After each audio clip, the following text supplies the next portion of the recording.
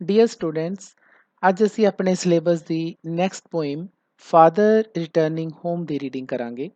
ਸਭ ਤੋਂ ਪਹਿਲਾਂ ਪੋਇਮ ਅਤੇ ਪੋਇਟ ਬਾਰੇ ਜਾਣਕਾਰੀ ਪ੍ਰਾਪਤ ਕਰਦੇ ਹਾਂ। ਇਸ ਪੋਇਮ ਨੂੰ ਦਿਲੀਪ ਚਿਤਰੇ ਨੇ ਲਿਖਿਆ ਹੋਇਆ ਹੈ। ਇਹ ਸਾਡੇ ਇੰਡੀਅਨ ਪੋਇਟ ਨੇ। ਪੂਰਾ ਨਾਮ ਇਹਨਾਂ ਦਾ ਦਿਲੀਪ ਪੁਰਸ਼ੋਤਮ ਚਿਤਰੇ। ਬੱਚਿਓ, ਇਹ ਪੋਇਟ ਹੋਣ ਦੇ ਨਾਲ ਕ੍ਰਿਟਿਕ ਵੀ ਨੇ, ਪੇਂਟਰ ਵੀ ਰਹੇ ਨੇ, ਫਿਲਮ ਮੇਕਰ ਵੀ ਨੇ ਅਤੇ ਟੀਚਰ ਵੀ ਰਹੇ ਨੇ। ਜ਼ਿਆਦਾਤਰ ਇਹਨਾਂ ਦੇ ਜਿੰਨੇ ਵੀ ਕੰਮ ਨੇ ਉਹ ਮਰਾਠੀ ਭਾਸ਼ਾ ਦੇ ਖੇਤਰ 'ਚ ਨੇ, ਪਰ ਇਹਨਾਂ ਨੇ ਕੁਝ ਇੰਗਲਿਸ਼ ਦੀਆਂ ਪੋਇਮਸ ਵੀ ਲਿਖੀਆਂ ਨੇ, ਜਿਸ ਨੂੰ ਕਿ ਇਹਨਾਂ ਨੇ ਇੱਕ ਆਪਣੀ ਕਲੈਕਸ਼ਨ ਆਫ ਪੋਇਮਸ ਬੁੱਕ ਹੈ ਟਰੈਵਲਿੰਗ ਇਨ ਆ ਕੇਜ, ਜੋ 1980 ਈਸਵੀ ਦੇ ਵਿੱਚ ਪਬਲਿਸ਼ ਹੋਈ ਸੀ। ਤਾਂ ਉਸ ਦੇ ਵਿੱਚ ਇਹਨਾਂ ਨੇ ਆਪਣੀਆਂ ਇੰਗਲਿਸ਼ ਦੀਆਂ ਪੋਇਮਸ ਲਿਖੀਆਂ ਸੀ, ਜਿਹਦੇ ਵਿੱਚੋਂ ਇਹ ਵਾਲੀ ਪੋਇਮ ਫਾਦਰ ਰਿਟਰਨਿੰਗ ਹੋਮ ਲਈ ਗਈ ਹੈ। ਸਟੂਡੈਂਟਸ, ਇਹ poem father returning home Dilip Chitre ji ਦੀ ਸਭ ਤੋਂ ਫੇਮਸ ਪੋਇਮ ਹੈ। ਜੇ ਆਪਾਂ ਇਸ ਪੋਇਮ ਨੂੰ ਦੇਖੀਏ ਤਾਂ ਇਹ ਇੱਕ ਆਟੋਬਾਇਓਗ੍ਰਾਫੀਕਲ ਪੋਇਮ ਹੈ। ਆਟੋਬਾਇਓਗ੍ਰਾਫੀਕਲ ਪੋਇਮ ਦਾ ਮਤਲਬ ਹੁੰਦਾ ਬੱਚਿਓ, ਜਿਸ ਦੇ ਵਿੱਚ ਕੋਈ ਆਪਣੀ ਬਿਰਤਾਂਤ ਸੁਣਾਇਆ ਜਾਂਦਾ ਹੈ। ਆਟੋਬਾਇਓਗ੍ਰਾਫੀ ਆਪਣੀ ਸਵੈ ਜੀਵਨੀ ਜਿਸ ਤਰ੍ਹਾਂ ਦੀ ਕਹੀ ਜਾਂਦੀ ਹੈ, ਤਾਂ ਇਸ ਤਰ੍ਹਾਂ ਦੀ ਪੋਇਮ ਹੈ ਇਹ। ਕਿਉਂਕਿ ਇਸ ਦੇ ਵਿੱਚ ਉਹਨਾਂ ਨੇ ਆਪਣੇ ਫਾਦਰ, ਜਿਨ੍ਹਾਂ ਦਾ ਨਾਮ ਸੀ ਪੁਰਸ਼ੋਤਮ ਚਿਤਰੇ, ਤਾਂ ਉਹਨਾਂ ਦੀ ਜ਼ਿੰਦਗੀ ਦੇ ਕੁਝ ਪਲ ਕਿਸ ਤਰ੍ਹਾਂ ਗੁਜ਼ਰੇ ਹੈ, ਆਖਰੀ ਪਲ ਉਹਨਾਂ ਦੇ, ਤਾਂ ਉਸ ਨੂੰ ਬਿਆਨ ਕੀਤਾ ਹੋਇਆ। ਅਸਲ ਵਿੱਚ ਇਹਨਾਂ ਦਾ ਪਰਿਵਾਰ ਬੜੌਦਾ ਦਾ ਰਹਿਣ ਵਾਲਾ ਸੀ ਤੇ 1957 ਈਸਵੀ ਦੇ ਵਿੱਚ ਇਹ ਸਾਰਾ ਪਰਿਵਾਰ ਬੜੌਦਾ ਤੋਂ ਮੁੰਬਈ ਆ ਗਿਆ ਸੀ। ਤਾਂ ਉਸ ਸਮੇਂ ਉਹਨਾਂ ਦੇ ਫਾਦਰ ਪੁਰਸ਼ੋਤਮ ਚਿਤਰੇ ਕਿਸ ਤਰ੍ਹਾਂ ਆਪਣੇ ਆਪ ਨੂੰ ਮੁੰਬਈ ਦੇ ਨਾਲ ਪੂਰੀ ਤਰ੍ਹਾਂ ਜੋੜ ਨਹੀਂ ਪਾਏ, ਕਿਸ ਤਰ੍ਹਾਂ ਉਹ ਇਕੱਲੇ ਜੇ ਮਹਿਸੂਸ ਆਪਣੇ ਆਪ ਨੂੰ ਕਰਦੇ ਸੀ, ਤਾਂ ਉਹ ਸਾਰੀ ਜੋ ਵੀ ਉਸ ਟਾਈਮ ਦੀ ਉਹਨਾਂ ਦੀ ਜੋ ਜ਼ਿੰਦਗੀ ਕਿਸ ਤਰ੍ਹਾਂ ਸੀ, ਜਾਂ ਉਹਨਾਂ ਦੀ ਮਨ ਦੀ ਅਵਸਥਾ ਕਿਸ ਤਰ੍ਹਾਂ ਦੀ ਸੀ, ਤਾਂ ਇਸ ਸਾਰੀ ਪੋਇਮ ਦੇ ਵਿੱਚ ਉਸ ਦਾ ਜ਼ਿਕਰ ਹੈ। ਹਾਲਾਂਕਿ ਪੋਇਟ ਨੇ ਇਹ ਜਿਹੜੀ ਪੋਇਮ ਸੀ ਆਪਣੇ ਫਾਦਰ ਨੂੰ ਮੇਨ ਰੱਖ ਕੇ ਪੁਆਇੰਟ ਆਫ ਵਿਊ ਦੇ ਹਿਸਾਬ ਨਾਲ, ਉਹਨਾਂ ਦੇ ਹਿਸਾਬ ਨਾਲ ਲਿਖੀ ਸੀ, ਲੇਕਿਨ ਇਸ ਪੋਇਮ ਦੀ ਇੰਨੀ ਜ਼ਿਆਦਾ ਅਪੀਲ ਹੈ ਕਿ ਇਸ ਨੂੰ ਅੱਜ ਦੇ ਜਿਹੜਾ ਇੱਕ ਫਾਦਰ ਹੈ, ਇੱਕ ਅਜੋਕਾ ਜੋ ਪਿਤਾ ਹੈ, ਜੋ ਇਕੱਲਾ ਰਹਿ ਗਿਆ ਹੈ, ਉਸ ਦੀ ਮਨੋਸਥਿਤੀ ਨੂੰ ਇਹ ਪੋਇਮ ਪੂਰੀ ਤਰ੍ਹਾਂ ਬਿਆਨ ਕਰਦੀ ਹੈ। ਸਟੂਡੈਂਟਸ, ਇਸ ਪੋਇਮ ਦੇ ਵਿੱਚ ਕਾਫੀ ਸਾਰੇ ਥੀਮਸ ਨੇ, ਪਰ ਜਿਹੜਾ ਸਭ ਤੋਂ ਜ਼ਿਆਦਾ ਅਪੀਲ ਕਰਨ ਵਾਲਾ ਥੀਮ ਹੈ ਉਹ ਹੈ man's estrangement from the man made world. ਇਸ ਸੰਸਾਰ ਦੇ ਵਿੱਚ ਇਨਸਾਨ ਆਪਣੇ ਆਪ ਨੂੰ ਕਿਵੇਂ ਇਕੱਲਾ ਮਹਿਸੂਸ ਕਰਦਾ ਹੈ, ਉਸ ਨੂੰ ਇਹ ਲੱਗਦਾ ਹੀ ਨਹੀਂ ਕਿ ਉਸ ਦਾ ਕੋਈ ਆਪਣਾ ਹੈ। ਤਾਂ ਉਸ ਤਰ੍ਹਾਂ ਦੀ ਜਿਹੜੀ ਸਥਿਤੀ ਹੈ ਉਹ ਅੱਜ ਕੱਲ੍ਹ ਬਹੁਤ ਸਾਰੇ ਇਨਸਾਨਾਂ ਦੀ ਹੈ। ਇਹੀ ਇਸ ਦਾ ਮੇਨ ਥੀਮ ਹੈ ਬੱਚਿਓ। ਹੁਣ ਇਹ ਜਿਹੜਾ ਪੂਰਾ ਸੰਸਾਰ ਹੈ ਫੁੱਲ ਆਫ ਹਰੀ ਐਂਡ ਵਰੀ ਹੈ, ਚਿੰਤਾ ਲੱਗੀ ਹੋਈ ਹੈ, ਸਾਨੂੰ ਕਾਹਲੀ ਲੱਗੀ ਹੋਈ ਹੈ। ਸਾਡੇ ਕੋਲੇ ਕੋਈ ਸਮਾਂ ਹੀ ਨਹੀਂ ਹੈ ਕਿ ਅਸੀਂ ਕਿਸੇ ਹੋਰ ਦੇ ਵੱਲ ਧਿਆਨ ਦਈਏ। ਖਾਸ ਤੌਰ 'ਤੇ ਜਿਹੜੇ ਸਾਡੇ ਓਲਡ ਸੀਨੀਅਰ ਸਿਟੀਜ਼ਨਸ ਨੇ, ਸਾਡੇ ਬਜ਼ੁਰਗ ਜੋ ਸਾਡੇ ਨਾਗਰਿਕ ਨੇ, ਉਹਨਾਂ ਵੱਲ ਸਾਡਾ ਕੋਈ ਧਿਆਨ ਨਹੀਂ ਹੈ। ਖਾਸ ਤੌਰ 'ਤੇ ਬੱਚਿਓ, ਜਿਹੜਾ ਸਾਡਾ ਕੰਪਲੈਕਸ ਅਰਬਨ ਵਰਲਡ ਹੈ, ਜੋ ਸਾਡਾ ਸ਼ਹਿਰੀ ਜੋ ਸਾਡੀ ਸ਼ਹਿਰੀ ਜ਼ਿੰਦਗੀ ਹੈ, ਇੰਨੀ ਜ਼ਿਆਦਾ ਗੁੰਝਲਦਾਰ ਹੋਈ ਵੀ ਹੈ ਕਿ ਉਹਦੇ 'ਚ ਇੱਕ ਅਜੋਕਾ ਇਨਸਾਨ ਆਪਣੇ ਆਪ ਨੂੰ ਏਲੀਅਨੇਟ ਮਹਿਸੂਸ ਕਰਦਾ, ਆਪਣੇ ਆਪ ਨੂੰ ਇਕੱਲਾ ਮਹਿਸੂਸ ਕਰਦਾ ਹੈ। ਇਹੀ ਇਸ ਪੋਇਮ ਦਾ ਬੱਚਿਓ ਥੀਮ ਹੈ। ਜਿਵੇਂ ਅਸੀਂ ਇਸ ਪੋਇਮ ਦੀ ਰੀਡਿੰਗ ਕਰਾਂਗੇ, ਸਾਨੂੰ ਇਸ ਥੀਮ ਤੇ ਹੋਰ ਬਾਕੀ ਸਾਰੇ ਥੀਮ ਵੀ ਕਲੀਅਰ ਹੋਣਗੇ। ਸਟੂਡੈਂਟਸ, ਪੋਇਮ ਸ਼ੁਰੂ ਕਰਨ ਤੋਂ ਪਹਿਲਾਂ ਅਸੀਂ ਪੋਇਮ ਦੀ ਸਟਰਕਚਰ ਬਾਰੇ ਜਾਣਕਾਰੀ ਪ੍ਰਾਪਤ ਕਰਦੇ ਹਾਂ। ਤਾਂ ਇਸ ਦੇ ਵਿੱਚ ਬੱਚਿਓ ਟੋਟਲ 2 ਸਟੈਂਜ਼ਾਸ ਨੇ। ਸਿਰਫ 2 ਹੀ ਇਸ ਦੇ ਵਿੱਚ ਸਟੈਂਜ਼ਾਸ ਨੇ, ਜਿਨ੍ਹਾਂ ਦੀ ਹਰ ਇੱਕ ਸਟੈਂਜ਼ੇ ਦੀ 20 ਲਾਈਨਸ ਨੇ। ਤਾਂ ਇਹਦਾ ਮਤਲਬ ਟੋਟਲ ਲਾਈਨਸ ਹੋ ਗਈਆਂ ਸਾਡੇ ਕੋਲੇ 24 ਲਾਈਨਸ ਇਸ ਪੋਇਮ ਦੀਆਂ ਨੇ। ਜੇਕਰ ਅਸੀਂ ਪੂਰੀ ਪੋਇਮ ਨੂੰ ਐਨਾਲਾਈਜ਼ ਕਰੀਏ ਤਾਂ 24 ਲਾਈਨਸ ਬਣਦੀਆਂ ਨੇ। 2 ਸਟੈਂਜ਼ੇ ਨੇ, ਹਰ ਇੱਕ ਸਟੈਂਜ਼ੇ ਦੇ ਵਿੱਚ 12 ਲਾਈਨਸ ਨੇ। ਸਟੂਡੈਂਟਸ, ਇਹ ਜਿਹੜੀ ਪੋਇਮ ਹੈ ਇਹ ਇੱਕ ਡਰਾਮੈਟਿਕ ਮੋਨੋਲੋਗ ਦੀ ਤਰੀਕੇ ਨਾਲ ਲਿਖੀ ਹੋਈ ਹੈ। ਤਾਂ ਡਰਾਮੈਟਿਕ ਮੋਨੋਲੋਗ ਕੀ ਹੁੰਦਾ ਬੱਚਿਓ? ਜਿਵੇਂ ਇਸ ਦੇ ਵਿੱਚ ਕੀ ਹੁੰਦਾ ਹੈ ਕਿ ਕੋਈ ਇਮੇਜਿਨ ਪਰਸਨ ਕਿਸੇ ਸੀਰੀਜ਼ ਆਫ ਇਵੈਂਟਸ ਨੂੰ ਦੱਸ ਰਿਹਾ ਹੁੰਦਾ ਹੈ। ਜਿਵੇਂ ਕਿ ਮੈਂ ਤੁਹਾਨੂੰ ਦੱਸਿਆ ਹੈ ਕਿ ਬੇਸਿਕਲੀ ਜਿਹੜੀ ਪੋਇਮ ਹੈ ਇਹ ਦਿਲੀਪ ਚਿਤਰੇ ਜੀ ਨੇ ਆਪਣੇ ਫਾਦਰ ਪੁਰਸ਼ੋਤਮ ਚਿਤਰੇ ਜੀ ਲਈ ਲਿਖੀ ਸੀ। ਤਾਂ ਉਹ ਸਾਰਾ ਕੁਝ ਉਹਨਾਂ ਨੇ ਉਹਨਾਂ ਦੇ ਬਾਰੇ ਦੱਸਿਆ ਹੈ, ਸੀਰੀਜ਼ ਆਫ ਇਵੈਂਟਸ ਇੱਕ ਦਿਨ ਦੀਆਂ ਇਸ ਦੇ ਵਿੱਚ ਉਹਨਾਂ ਨੇ ਬੜੀਆਂ ਤਰਤੀਬਵਾਰ ਦੱਸੀਆਂ ਨੇ। ਤਾਂ ਕੋਈ ਇਸ ਦੇ ਵਿੱਚ ਕਿਸੇ ਤਰ੍ਹਾਂ ਦੀ ਗੱਲਬਾਤ ਨਹੀਂ ਹੈ 2 ਪਰਸਨ ਦੇ ਵਿੱਚ। ਤਾਂ ਡਰਾਮੈਟਿਕ ਮੋਨੋਲੋਗ ਦੀ ਤਰ੍ਹਾਂ ਇਹ ਪੋਇਮ ਲਿਖੀ ਗਈ ਹੈ। ਤਾਂ ਡਰਾਮੈਟਿਕ ਮੋਨੋਲੋਗ ਦੇ ਨਾਲ ਇਹ ਬੱਚਿਓ ਫਸਟ ਪਰਸਨ ਨੈਰੇਟਿਵ ਵੀ ਆ। ਆਪਾਂ ਪਹਿਲਾਂ ਹੀ ਦੱਸਤਾ ਕਿ ਫਸਟ ਪਰਸਨ ਨੈਰੇਟਿਵ 'ਚ ਇੱਕੋ ਹੀ ਪਰਸਨ ਜਿਹੜਾ ਹੁੰਦਾ ਉਹ ਆਪਣੀ ਸਾਰੀ ਪੋਇਮ ਦੇ ਬਾਰੇ ਦੱਸ ਰਿਹਾ ਹੁੰਦਾ ਹੈ। ਉਸ ਪੋਇਮ ਦੇ ਵਿੱਚ ਜੋ ਵੀ ਵਿਊਜ਼ ਆ ਰਹੇ ਹੁੰਦੇ ਨੇ ਉਸ ਦੇ ਆਪਣੇ ਹੀ ਹੁੰਦੇ ਨੇ, ਤਾਂ ਇਹ ਫਸਟ ਪਰਸਨ ਨੈਰੇਟਿਵ ਦੇ ਹਿਸਾਬ ਨਾਲ ਲਿਖੀ ਹੋਈ ਹੈ। ਸਟੂਡੈਂਟਸ, ਪੋਇਮ ਬਹੁਤ ਹੀ ਜ਼ਿਆਦਾ ਈਜ਼ੀ ਲੈਂਗੁਏਜ ਦੇ ਵਿੱਚ ਲਿਖੀ ਹੋਈ ਹੈ। ਜੇ ਤੁਸੀਂ ਖੁਦ ਪੜ੍ਹੋ ਇਸ ਨੂੰ ਰੀਡ ਕਰਕੇ ਤਾਂ ਤੁਹਾਨੂੰ ਕਾਫੀ ਜ਼ਿਆਦਾ ਪੋਇਮ ਆਪ ਹੀ ਸਮਝ ਆ ਜਾਂਦੀ ਹੈ। ਤਾਂ ਈਜ਼ੀ ਲੈਂਗੁਏਜ ਦੇ ਵਿੱਚ ਹੈ, ਤੇ ਨਾਲ ਹੀ ਪੋਇਟ ਨੇ ਇਸ ਪੋਇਮ ਦੇ ਵਿੱਚ ਬਹੁਤ ਸਾਰੇ ਸਿੰਬੋਲਿਕ ਐਕਸਪ੍ਰੈਸ਼ਨ ਯੂਜ਼ ਕੀਤੇ ਨੇ। ਜਿਵੇਂ ਜਿਵੇਂ ਬੱਚਿਓ ਆਪਾਂ ਜਦੋਂ ਇਸ ਪੋਇਮ ਦੀ ਰੀਡਿੰਗ ਕਰਾਂਗੇ ਤਾਂ ਸਾਨੂੰ ਇਹ ਐਕਸਪ੍ਰੈਸ਼ਨਸ ਪਤਾ ਲੱਗਣਗੇ। ਤੇ ਉਸਨੇ ਇਸ ਪੋਇਮ ਦੇ ਵਿੱਚ ਪੋਇਟੀਕਲ ਡਿਵਾਈਸਿਸ ਵੀ ਯੂਜ਼ ਕੀਤੀਆਂ ਨੇ। ਤੇ ਇੱਕ ਹੋਰ ਖਾਸੀਅਤ ਬੱਚਿਓ ਇਸ ਪੋਇਮ ਦੀ ਕਿ ਇਹ ਜਿਹੜੀ ਪੋਇਮ ਹੈ ਕਿਸੇ ਤਰ੍ਹਾਂ ਦੀ ਕੋਈ ਰਾਈਮਿੰਗ 'ਚ ਨਹੀਂ ਲਿਖੀ ਹੋਈ ਹੈ। ਤਾਂ ਇਸ ਦੇ ਵਿੱਚ ਕੋਈ ਰਾਈਮ ਤੁਹਾਨੂੰ ਨਜ਼ਰ ਨਹੀਂ ਆਉਂਦਾ, ਕੋਈ ਮੀਟਰ ਨਹੀਂ ਨਜ਼ਰ ਆਉਂਦਾ। ਤਾਂ ਇੱਕ ਤਰ੍ਹਾਂ ਨਾਲ ਇਹ ਫ੍ਰੀ ਵਰਸ ਦੇ ਵਿੱਚ ਇਹ ਪੋਇਮ ਪੂਰੀ ਬਣਾਈ ਗਈ ਹੈ। ਸਟੂਡੈਂਟਸ, ਪੋਇਮ ਦੀਆਂ ਸ਼ੁਰੂਆਤੀਆਂ ਲਾਈਨ ਦੇ ਵਿੱਚ my father travels on the late evening train standing among silent commuters in the yellow light। Poem ਦੇ ਪਹਿਲੇ ਦੋ ਵਰਡਸ ਤੋਂ ਹੀ ਕਲੀਅਰ ਹੁੰਦਾ ਬੱਚਿਓ ਕਿ ਪੋਇਟ ਆਪਣੇ ਫਾਦਰ ਦੀ ਗੱਲ ਕਰ ਰਿਹਾ ਹੈ, ਜਿਸ ਨਾਲ ਉਸ ਦਾ ਕਾਫੀ ਜ਼ਿਆਦਾ ਲਗਾਵ ਹੈ। ਮਾਈ ਫਾਦਰ ਕਹਿ ਕੇ ਉਹ ਸੰਬੋਧਨ ਕਰ ਰਿਹਾ ਹੈ। ਹੁਣ ਉਹ ਟਰੈਵਲਸ ਯਾਤਰਾ ਕਰਦੇ ਨੇ। ਟਰੈਵਲਸ ਇੱਥੇ ਐਸ ਪਾਇਆ ਹੋਇਆ, ਇਹਦਾ ਮਤਲਬ ਇਹ ਹੋ ਗਿਆ ਕਿ ਉਹਦੇ ਜਿਹੜੇ ਫਾਦਰ ਨੇ ਉਹਨਾਂ ਦੀ ਰੋਜ਼ਮਰਾ ਦੀ ਜ਼ਿੰਦਗੀ ਦੀ ਰੂਟੀਨ ਹੈ। On the late evening train, ਤੁਹਾਨੂੰ ਪਤਾ ਬੱਚਿਓ ਇਹ ਮੁੰਬਈ ਦੇ ਬੈਕਡ੍ਰੌਪ ਦੇ ਵਿੱਚ ਇਹ ਪੋਇਮ ਲਿਖੀ ਗਈ ਹੈ। ਤਾਂ ਉੱਥੇ ਤੁਹਾਨੂੰ ਪਤਾ ਹੈ ਈਵਨਿੰਗ ਟ੍ਰੇਨਸ ਵੀ ਚੱਲਦੀਆਂ ਨੇ। ਤਾਂ ਈਵਨਿੰਗ ਟ੍ਰੇਨਸ ਦੇ ਵਿੱਚ ਉਹ ਸਫ਼ਰ ਕਰ ਰਹੇ ਨੇ। ਇੱਥੇ ਹੁਣ ਲਿਖਿਆ ਹੋਇਆ ਲੇਟ ਈਵਨਿੰਗ ਟ੍ਰੇਨ। ਹੁਣ ਬੱਚਿਓ ਮੈਂ ਤੁਹਾਨੂੰ ਦੱਸਿਆ ਸੀ ਨਾ ਕਿ ਇਹ ਜਿਹੜੀ ਪੋਇਮ ਹੈ ਇਹ ਫੁੱਲ ਆਫ ਸਿੰਬੋਲਿਕ ਐਕਸਪ੍ਰੈਸ਼ਨ ਹੈ। ਤਾਂ ਹੁਣ ਇੱਥੇ ਸਿੰਬਲਿਜ਼ਮ ਯੂਜ਼ ਕੀਤਾ ਗਿਆ ਹੈ। ਪੋਇਮ ਦੀ ਇਹ ਸੀਰੀਅਸ ਟੋਨ ਅਗਲੀ ਲਾਈਨ ਦੇ ਵਿੱਚ ਵੀ ਬੱਚਿਓ ਜਾਰੀ ਰਹਿੰਦੀ ਹੈ। ਤਾਂ ਉਹਦੇ ਪਿਤਾ ਜੀ ਸਟੈਂਡਿੰਗ ਐਮੰਗ ਸਾਇਲੈਂਟ ਕਮਿਊਟਰਸ, ਹੁਣ ਉਹ ਟ੍ਰੇਨ ਦੇ ਵਿੱਚ ਸਫ਼ਰ ਕਰ ਰਹੇ ਨੇ ਤਾਂ ਉਹ ਉਹਨਾਂ ਦੇ ਆਲੇ ਦੁਆਲੇ ਸਾਇਲੈਂਟ ਕਮਿਊਟਰਸ ਵੀ ਨੇ। ਕਮਿਊਟਰਸ ਦਾ ਮਤਲਬ ਬੱਚਿਓ ਇੱਥੇ ਪੈਸੇਂਜਰਸ ਨੂੰ ਕਿਹਾ ਜਾਂਦਾ। ਤੁਹਾਨੂੰ ਪਤਾ ਹੈ ਟ੍ਰੇਨ ਦੇ ਵਿੱਚ ਕਾਫੀ ਸਾਰੇ ਪੈਸੇਂਜਰਸ ਨੇ, ਪਰ ਹੁਣ ਇੱਥੇ ਪੋਇਮ ਦੀ ਟੋਨ ਕਿਉਂਕਿ ਸੀਰੀਅਸ ਹੈ ਤਾਂ ਉਹ ਵੀ ਸੀਰੀਅਸ ਨੇ। ਸਾਇਲੈਂਟ ਪੈਸੇਂਜਰਸ ਨੇ ਸਾਰੇ, ਉਹਨਾਂ ਦੇ ਵਿਚਕਾਰ ਉਹ ਖੜੇ ਨੇ ਸਟੈਂਡਿੰਗ ਐਮੰਗ। ਹੁਣ ਇਹ ਵੀ ਬੱਚਿਓ ਇੱਕ ਸਿੰਬਲ ਹੈ ਕਿ ਹੁਣ ਉਹਦੇ ਪਿਤਾ ਜੀ ਆਪਣੇ ਆਲੇ ਦੁਆਲੇ ਕਿਸੇ ਨਾਲ ਵੀ ਗੱਲ ਨਹੀਂ ਕਰ ਰਹੇ, ਜਾਂ ਕੋਈ ਵੀ ਜਣਾ ਉਹਨਾਂ ਨਾਲ ਵੀ ਗੱਲ ਨਹੀਂ ਕਰ ਰਿਹਾ। ਸਾਰੇ ਚੁੱਪਚਾਪ ਖੜੇ ਨੇ, ਜਿਸ ਤਰ੍ਹਾਂ ਕਿ ਤੁਸੀਂ ਪਿਕ ਦੇ ਵਿੱਚ ਵੀ ਦੇਖ ਰਹੇ ਹੋ। ਤਾਂ ਇੱਥੋਂ ਪਤਾ ਲੱਗਦਾ ਹੈ ਕਿ ਥੀਮ ਆਫ ਏਲੀਏਨੇਸ਼ਨ, ਮੈਂ ਤੁਹਾਨੂੰ ਦੱਸਿਆ ਸੀ ਨਾ ਕਿ ਥੀਮ ਆਫ ਏਲੀਏਨੇਸ਼ਨ ਹੈ ਜਿਹੜਾ ਇਸ ਪੋਇਮ ਦੇ ਵਿੱਚ ਬਹੁਤ ਜ਼ਿਆਦਾ ਵਾਈਡ ਸਪਰੈਡ ਹੈ, ਬਹੁਤ ਜ਼ਿਆਦਾ ਤੁਹਾਨੂੰ ਦਿਖਣ ਨੂੰ ਮਿਲੇਗਾ। ਤਾਂ ਪਹਿਲੀ ਦੂਸਰੀ ਲਾਈਨ ਦੇ ਵਿੱਚ ਹੀ ਸਾਨੂੰ ਪਤਾ ਲੱਗ ਜਾਂਦਾ ਕਿ ਕਿਸ ਤਰ੍ਹਾਂ ਅਸੀਂ ਇੱਕ ਦੂਸਰੇ ਤੋਂ ਆਪਣੇ ਆਪ ਨਾਲ ਜੋੜ ਕੇ ਨਹੀਂ ਦੇਖਦੇ, ਇੱਕ ਦੂਜੇ ਤੋਂ ਅਲੱਗ ਰਹਿੰਦੇ ਹੈ, ਤਾਂ ਗੱਲਬਾਤ ਨਹੀਂ ਕਰਦੇ, ਇਕੱਲੇ ਜੇ ਰਹਿਣਾ, ਇਹਨੂੰ ਆਪਾਂ ਥੀਮ ਆਫ ਏਲੀਏਨੇਸ਼ਨ ਕਹਿੰਦੇ ਹਾਂ। ਤਾਂ ਇੱਥੋਂ ਸਾਨੂੰ ਪਤਾ ਲੱਗਦਾ ਹੈ। ਅੱਗੇ ਫਿਰ ਇਸ ਪੋਇਮ ਦੀ ਟੋਨ ਹੋਰ ਜ਼ਿਆਦਾ ਸੀਰੀਅਸ ਹੁੰਦੀ ਹੈ। ਇਨ ਦਾ ਯੈਲੋ ਲਾਈਟ, ਤੁਹਾਨੂੰ ਪਤਾ ਬੱਚੋ ਯੈਲੋ ਲਾਈਟ ਬਲਬ ਨੂੰ ਕਿਹਾ ਜਾਂਦਾ ਹੈ।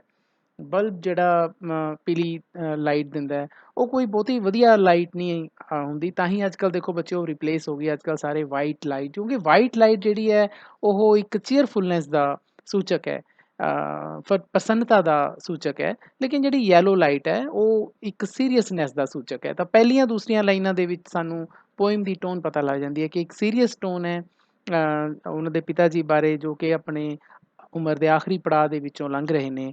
ਤਾਂ ਉਹਨਾਂ ਦੇ ਬਾਰੇ ਇਹ ਜ਼ਿਕਰ ਹੈ। Suburbs slide past his unseeing eyes। ਹੁਣ ਕਿਉਂਕਿ ਬੱਚਿਓ ਉਹ ਗੱਡੀ 'ਚ ਬੈਠਾ ਹੈ, ਟ੍ਰੇਨ 'ਚ ਬੈਠਾ ਹੈ, ਤੇ ਹੁਣ ਆਲੇ ਦੁਆਲੇ ਜਿਹੜਾ ਸ਼ਹਿਰ ਦਾ ਸਬਅਰਬ ਏਰੀਆ, ਸਬਅਰਬ ਦਾ ਮਤਲਬ ਬੱਚਿਓ ਸ਼ਹਿਰ ਦਾ ਆਊਟਰ ਏਰੀਆ, ਬਾਹਰਲਾ ਖੇਤਰ, ਉਸ ਨੂੰ ਆਪਣੇ ਕੋਲੋਂ ਦੀ ਜਾਂਦਾ ਹੋਇਆ ਉਹਦੇ ਦ੍ਰਿਸ਼ ਦਿਖਾਈ ਦਿੰਦੇ ਨੇ। ਸਲਾਈਡ ਪਾਸ ਦਾ ਮਤਲਬ ਸਲਾਈਡ ਕਰਕੇ ਜਦੋਂ ਕੋਈ ਲੰਘ ਜੇ ਉਹਨੂੰ ਆਪਾਂ ਕਹਿੰਦੇ ਹਾਂ ਹਿਜ਼ ਅਨਸੀਇੰਗ ਆਈਜ਼। ਉਸ ਦੀਆਂ ਜਿਹੜੀਆਂ ਆਈਜ਼ ਨੇ ਉਹਨਾਂ ਨੂੰ ਦੇਖ ਨਹੀਂ ਰਹੀਆਂ। ਅਨਸੀਇੰਗ, ਦੇਖੋ ਪੋਇਟ ਨੇ ਕਿੰਨੇ ਬਿਊਟੀਫੁਲ ਵਰਡਸ ਯੂਜ਼ ਕੀਤੇ ਨੇ।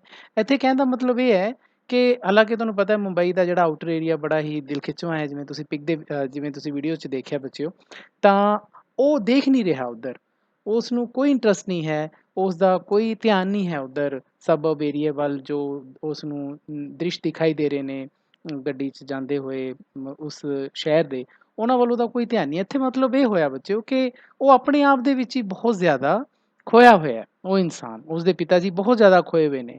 ਹੋ ਸਕਦਾ ਹੈ ਕਿ ਉਹਨਾਂ ਦੇ ਮਾਈਂਡ 'ਚ ਕੁਛ ਹੋਰ ਚੱਲ ਰਿਹਾ ਹੈ, ਇਸ ਕਰਕੇ ਉੱਧਰ ਉਹਨਾਂ ਦਾ ਧਿਆਨ ਨਹੀਂ ਹੈ।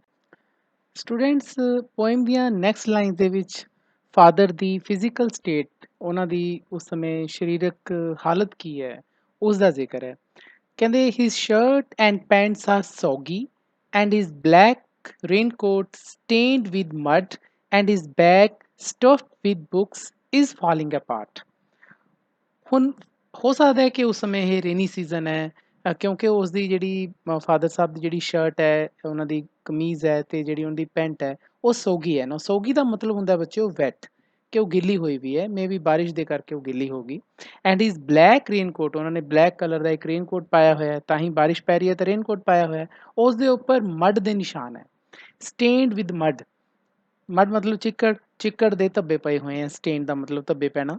ਐਂਡ ਇਜ਼ ਬੈਗ, ਅਤੇ ਉਹਨਾਂ ਕੋਲ ਇੱਕ ਬੈਗ ਹੈ ਜਿਹੜਾ ਕਿ ਬੁੱਕਸ ਦੇ ਨਾਲ ਠੂਸ ਕੇ ਭਰਿਆ ਹੋਇਆ। ਸਟਫ ਦਾ ਮਤਲਬ ਕਾਫੀ ਜ਼ਿਆਦਾ ਬੁੱਕਸ ਨੇ ਉਹ 'ਚ, ਐਨ ਮਤਲਬ ਭਰਿਆ ਹੋਇਆ ਬੁੱਕਸ ਦੇ ਨਾਲ। ਅਤੇ ਉਸ ਬੈਗ ਦੀ ਕੰਡੀਸ਼ਨ ਕੋਈ ਬਹੁਤੀ ਅੱਛੀ ਨਹੀਂ, because it is falling apart. Falling apart ਦਾ ਮਤਲਬ ਹੁੰਦਾ ਹੈ ਕਿ ਜਿਵੇਂ ਉਹ ਹੁਣੀ ਮਤਲਬ ਖਰਾਬ ਹੋ ਸਕਦਾ ਹੈ ਜਾਂ ਫਟ ਸਕਦਾ ਹੈ, ਲੀਰੋ ਲੀਰ ਹੋ ਸਕਦਾ ਹੈ, ਉਸ ਨੂੰ ਆਪਾਂ ਕਹਿੰਦੇ ਹਾਂ ਇਜ਼ ਫਾਲਿੰਗ ਅਪਾਰਟ। ਉਹਨਾਂ ਤੋਂ ਪ੍ਰੋਪਰਲੀ ਉਹ ਹੈਂਡਲ ਨਹੀਂ ਹੋ ਰਿਹਾ। ਤਾਂ ਬੱਚਿਓ ਜੇਕਰ ਤੁਸੀਂ ਇਹ ਲਾਈਨਸ ਦੇਖੋ ਤਾਂ ਤੁਹਾਨੂੰ ਪਤਾ ਲੱਗਦਾ ਹੈ ਕਿ ਜਿਹੜੇ ਫਾਦਰ ਸਾਹਿਬ ਦੀ ਫਿਜ਼ੀਕਲ ਸਟੇਟ ਹੈ, ਉਹਨਾਂ ਦੀ ਜੋ ਸਰੀਰਕ ਹਾਲਤ ਹੈ, ਉਹ ਕੋਈ ਬਹੁਤ ਵਧੀਆ ਹਾਲਤ ਨਹੀਂ ਹੈ। His eyes, dimmed by age, fade homeward through the humid monsoon night। ਤਾਂ ਬੱਚਿਓ ਫਾਦਰ ਸਾਹਿਬ ਦੀ ਫਿਜ਼ੀਕਲ ਸਟੇਟ ਇਸ ਲਾਈਨ 'ਚ ਵੀ ਸਾਨੂੰ ਪਤਾ ਲੱਗਦੀ ਹੈ ਕਿ ਉਹਨਾਂ ਦੀ ਜਿਹੜੀਆਂ ਆਈਜ਼ ਨੇ, ਦੇਖੋ ਹੁਣ ਉਮਰ ਦਰਾਜ਼ ਹੋ ਗਏ ਉਹ, ਤਾਂ ਆਈਜ਼ ਦੀ ਉਹਨਾਂ ਦੀ ਨਿਗਾਹ ਘਟ ਗਈ ਹੈ, ਉਹਨਾਂ ਦੀ ਆਈ ਸਾਈਟ ਘਟ ਗਈ ਹੈ, ਡਿਮ ਹੋ ਗਈਆਂ ਉਹ, ਕਿਉਂਕਿ ਏਜ ਦਾ ਅਸਰ ਉਹਨਾਂ 'ਤੇ ਪੈ ਰਿਹਾ ਹੈ।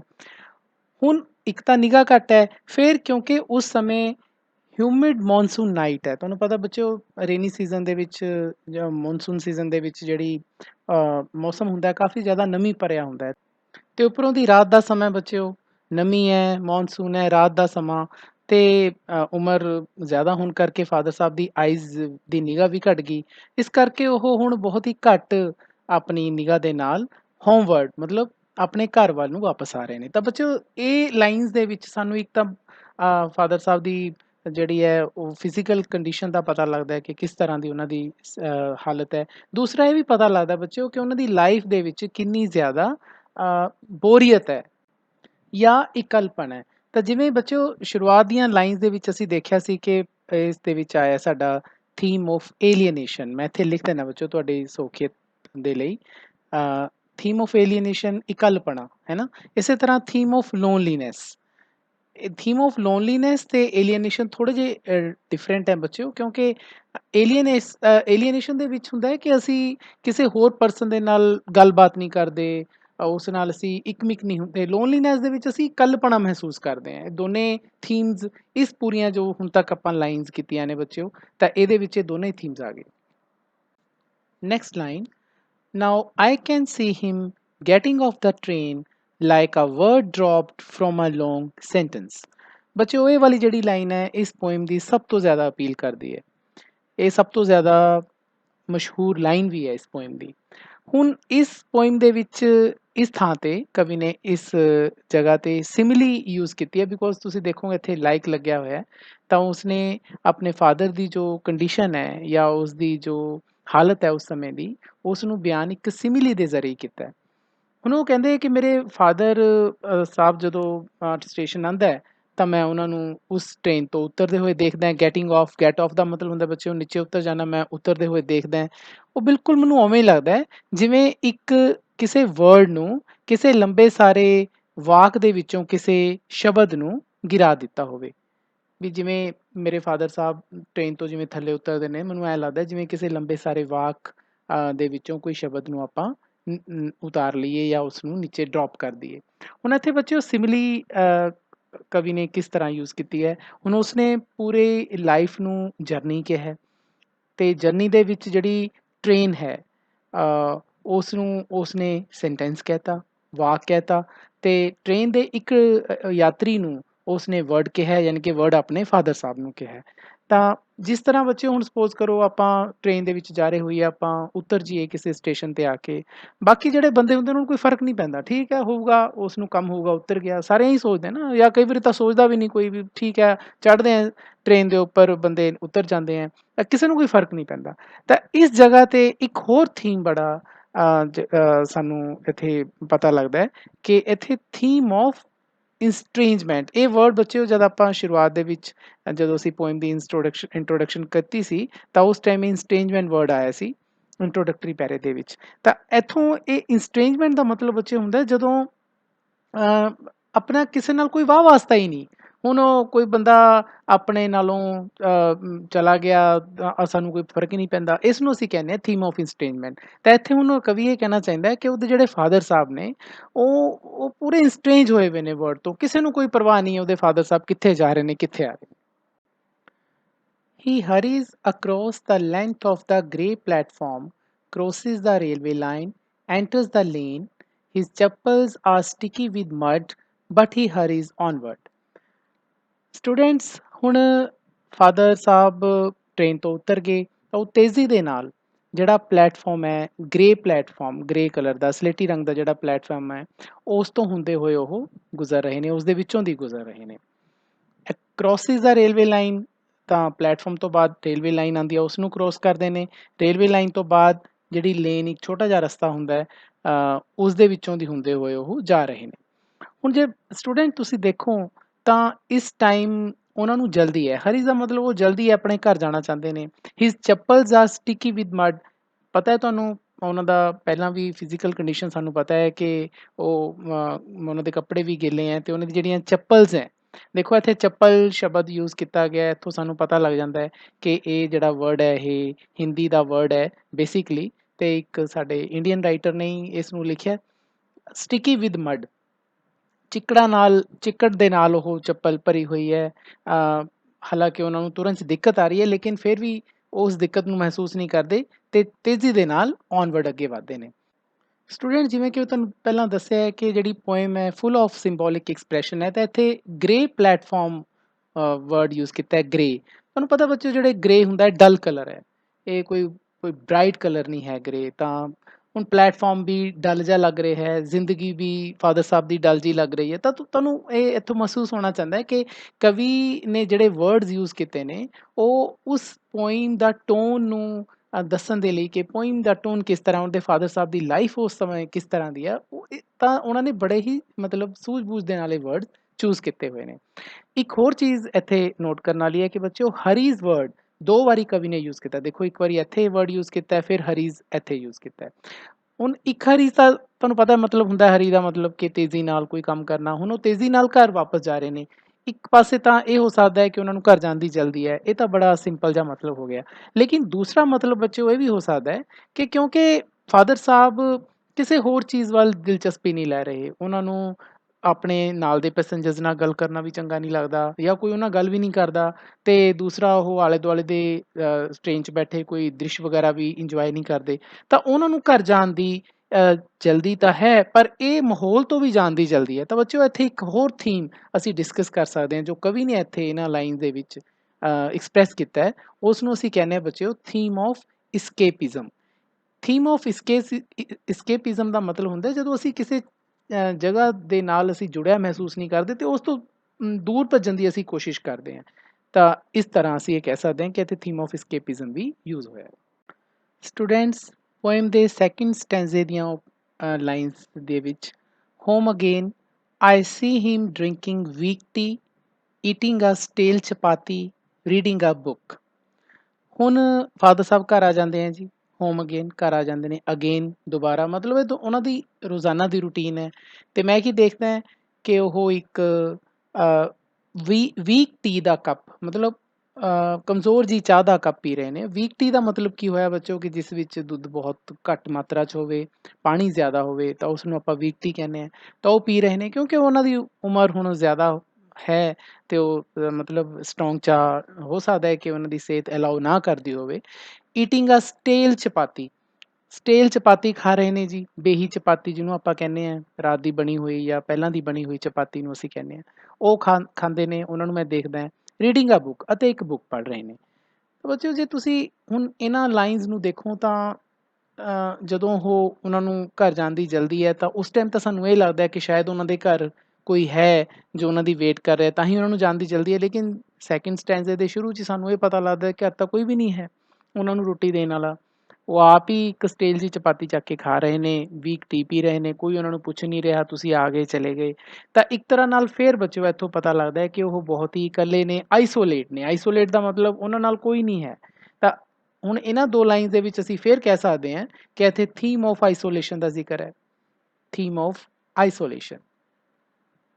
ਤਾਂ ਬੱਚਿਓ ਬਹੁਤ ਸਾਰੇ ਥੀਮਸ ਮੈਂ ਤੁਹਾਨੂੰ ਸ਼ੁਰੂਆਤ ਦੇ ਵਿੱਚ ਦੱਸੇ ਸੀ ਪੋਇਮ ਦੇ ਵਿੱਚ ਆਉਂਦੇ ਨੇ, ਤਾਂ ਮੈਂ ਥੋੜ੍ਹੇ ਥੋੜ੍ਹੇ ਲਾਈਨਸ ਦੇ ਹਿਸਾਬ ਨਾਲ ਤੁਹਾਨੂੰ ਡਿਸਕਸ ਕਰਕੇ ਦੱਸ ਰਿਹਾ ਤਾਂ ਕਿ ਤੁਹਾਨੂੰ ਪੋਇਮ ਪੂਰੀ ਤਰ੍ਹਾਂ ਕਲੀਅਰ ਹੋ ਜਾਏ।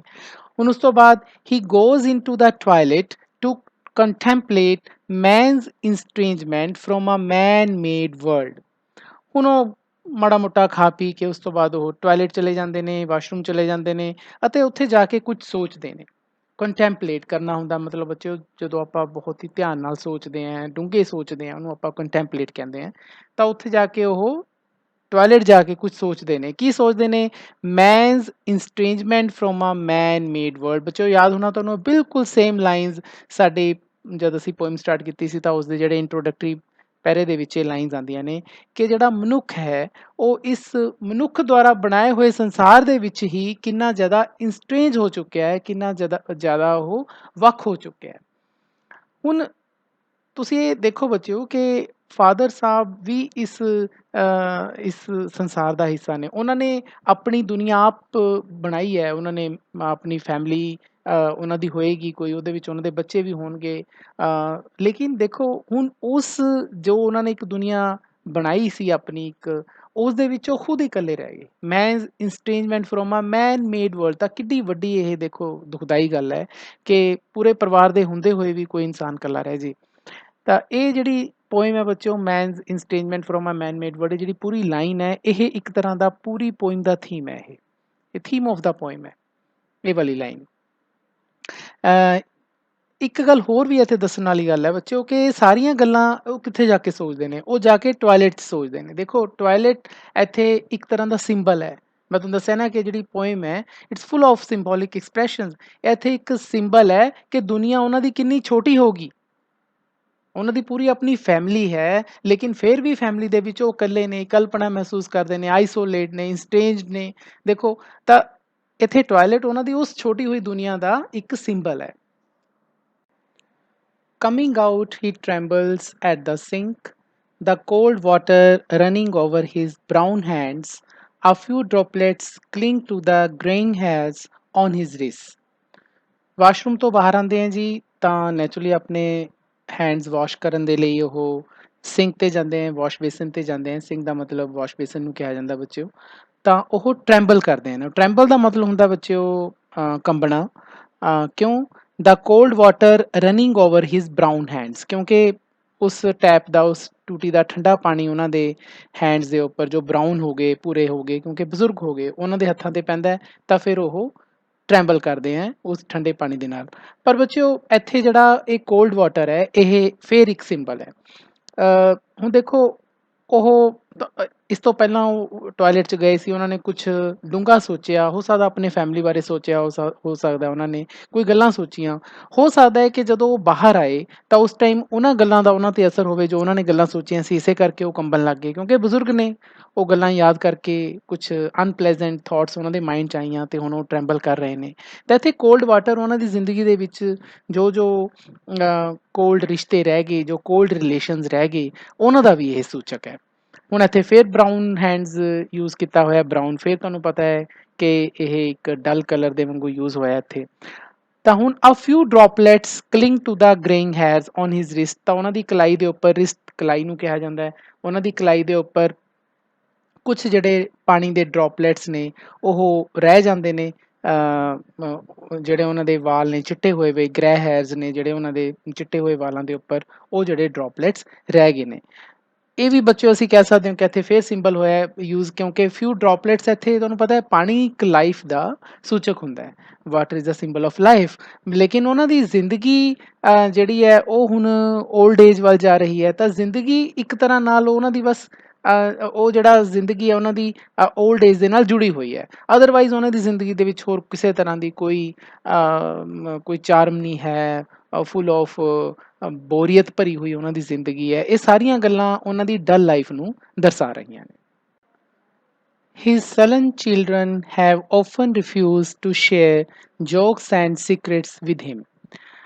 ਹੁਣ ਇੱਥੇ ਬੱਚਿਓ ਇਹਨਾਂ ਲਾਈਨਾਂ ਦੇ ਵਿੱਚ ਉਸਦੀ ਫੈਮਿਲੀ ਬਾਰੇ ਦੱਸਿਆ ਗਿਆ ਕਿ ਉਸਦੇ ਫੈਮਿਲੀ ਦੇ ਉਸਦੇ ਨਾਲ ਰਿਲੇਸ਼ਨਸ ਕਿਸ ਤਰ੍ਹਾਂ ਦੇ ਨੇ।